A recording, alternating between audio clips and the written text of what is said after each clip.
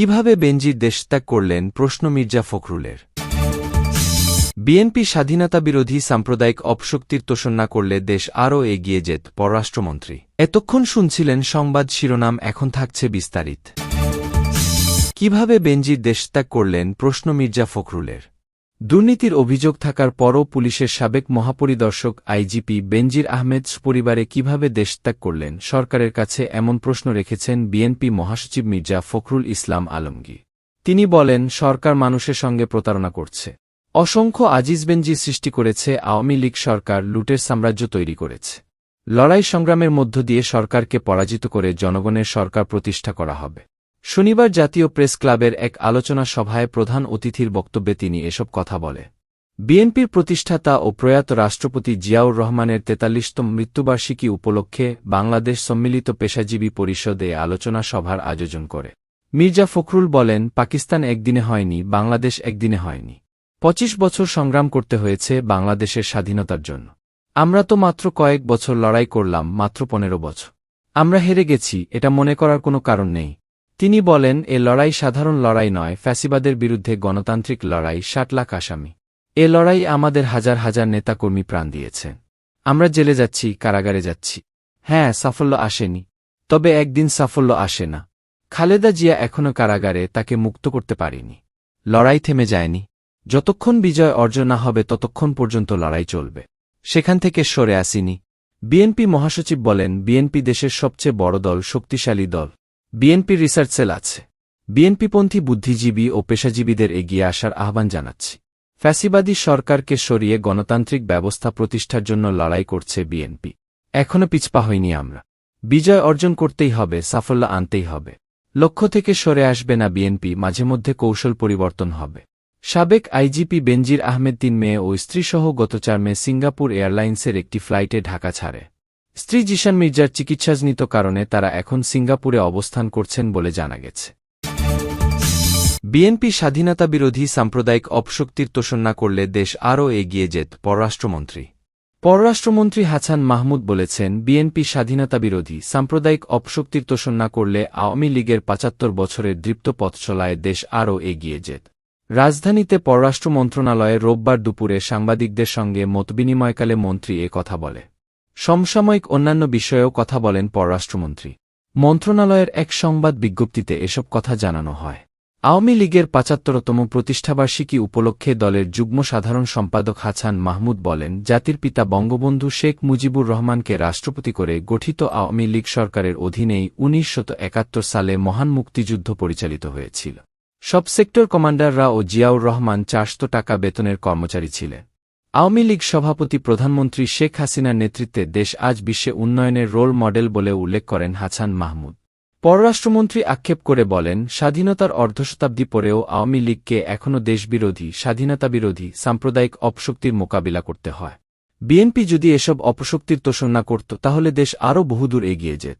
ইতিহাসের দিকে তাকিয়ে হাছান মাহমুদ বলেন, ১৯৪৯ সালে আওয়ামী লীগ প্রতিষ্ঠার পর ১৯৫৬ সালে পাকিস্তানের সরকার গঠন করে। পাকিস্তানের কোনো সংবিধান ছিল না।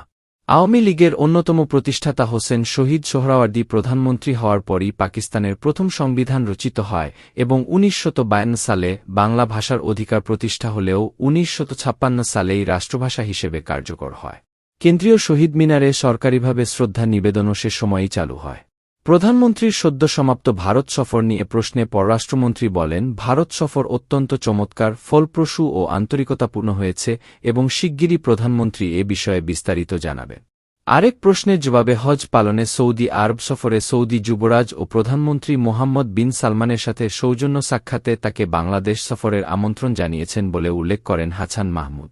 জাতীয় রাজস্ব বোর্ডের এনবিআর, কাস্টমস, এক্সাইজ ও ভ্যাট অ্যাপিলেট ট্রাইব্যুনালের প্রেসিডেন্ট মতিউর রহমান প্রসঙ্গে এক প্রশ্নের জবাবে পররাষ্ট্রমন্ত্রী বলেন, ইতিমধ্যে তাকে এনবিআরের সদস্য পদ থেকে সরিয়ে দেওয়া হয়েছে।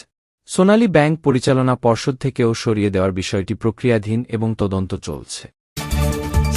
খালেদা জিয়ার হৃদযন্ত্রে পেসমেকার বসানোর সিদ্ধান্ত।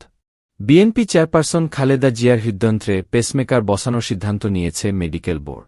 তিনি রাজধানীর এভারকেয়ার হাসপাতালে করোনারি কেয়ার ইউনিটে সিসিইউ চিকিৎসাধীন আছে।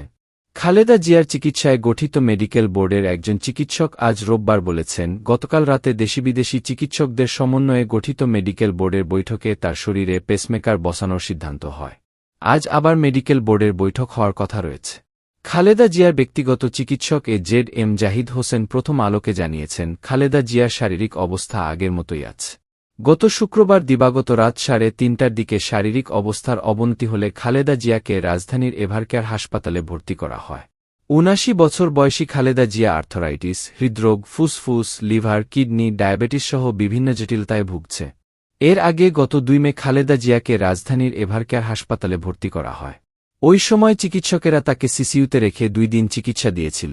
গত বছরের ৯ আগস্ট খালেদা জিয়াকে ঢাকার এভারকেয়ার হাসপাতালে ভর্তি করা হয়েছিল।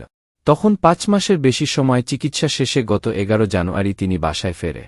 সে সময় উন্নত চিকিৎসার জন্য তাকে বিদেশে নিতে তার পরিবার থেকে সরকারের কাছে আবেদন করা হলেও অনুমতি পাওয়া যায়নি। এমন পরিপ্রেক্ষিতে লিভার সিরোসিসে আক্রান্ত বিএনপির চেয়ারপারসনের রক্তনালীতে অস্ত্রোপচার করা হয় গত বছরের ২৭ অক্টোবর। যুক্তরাষ্ট্র থেকে ৩ জন বিশেষজ্ঞ চিকিৎসক এনে খালেদা জিয়ার রক্তনালীতে অস্ত্রোপচার করা হয়েছিল। তার স্বাস্থ্য কিছুটা স্থিতিশীল হলে সে দফায় ৫ মাসের বেশি সময় পর তাকে বাসায় নেওয়া হয়েছিল। দুর্নীতির ২ মামলায় সাজাপ্রাপ্ত বিএনপির চেয়ারপারসন ২০১৮ সালের ৮ ফেব্রুয়ারি কারাবন্দী হন। ২ বছরের বেশি সময় কারাবন্দী ছিলেন তিনি।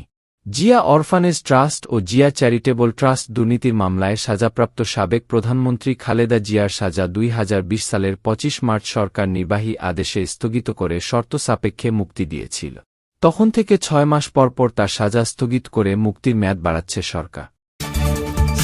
শুধু ভালো সময় নয়, দুঃসময়েও মাঠে থাকেন আওয়ামী লীগের তৃণমূলের কর্মীরা।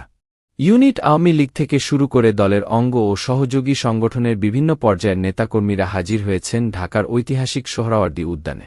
দলের ৭৫তম প্রতিষ্ঠাবার্ষিকীর আলোচনা সভায় অংশ নিতে এসে তারা বলছেন, তৃণমূলের কর্মী সমর্থকেরাই আওয়ামী লীগের প্রাণ। দলকে আজকের পর্যায়ে আনতে তৃণমূলের নেতা কর্মীদের আত্মত্যাগ অনেক। আজ রোববার আওয়ামী লীগের ৭৫তম প্রতিষ্ঠাবার্ষিকী। এ উপলক্ষে সোহরাওয়ার্দী উদ্যানে আয়োজিত আলোচনা সভায় যোগ দিতে ঢাকা ও আশপাশের এলাকার নানা প্রান্ত থেকে দলের নেতাকর্মীরা আসছেন। সভার সভাপতি আওয়ামী লীগের সভাপতি প্রধানমন্ত্রী শেখ হাসিনা বেলা ৩:৪০ সভামঞ্চে এসেছে। জাতীয় সঙ্গীতের সঙ্গে সঙ্গে জাতীয় ও দলীয় পতাকা উত্তোলনের মধ্য দিয়ে শুরু হয়েছে সভা। এরপর বেলুন ও পায়রা উড়িয়ে কর্মসূচির উদ্বোধন করা হয়। এখন চলছে সাংস্কৃতিক পরিবেশনা। বেলা ১টা থেকেই নেতাকর্মীরা ঢাকঢোল, ব্যান্ড পার্টি বাজিয়ে আনন্দোল্লাস করতে করতে সভাস্থলে আসতে শুরু করে। বিভিন্ন নির্বাচনী এলাকা থেকে নেতাকর্মীরা বাসে চড়ে আসেন। তারা সোহরাওয়ার্দী উদ্যানের সামনে জড়ো হয়ে নানা স্লোগান দেয়। সময় গড়ানোর সঙ্গে সঙ্গে নেতাকর্মীদের উপস্থিতি বাড়তে থাকে। বিশেষ করে বেলা ৩টার পর সোহরাওয়ার্দী উদ্যানে প্রবেশ ফটকের সামনে জনস্রোত তৈরি হয়। ঢাকা মহানগর উত্তর আওয়ামী লীগের ১ নম্বর ওয়ার্ড আওয়ামী লীগের সাধারণ সম্পাদক মো. সালাউদ্দিন প্রথম আলোকে বলেন, আওয়ামী লীগের শক্তি তৃণমূলের কর্মী সমর্থকেরা।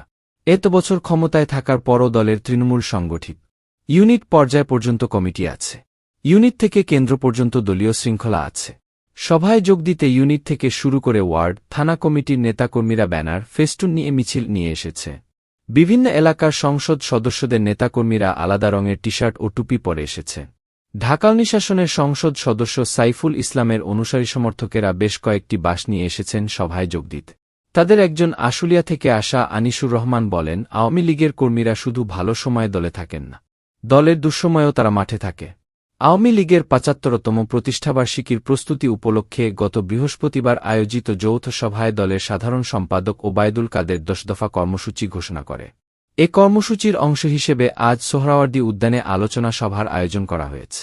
সময় গড়ানোর সঙ্গে সঙ্গে নেতাকর্মীদের উপস্থিতি বাড়তে থাকে। তাদের হাতে জাতীয় ও দলীয় পতাকা ধরা।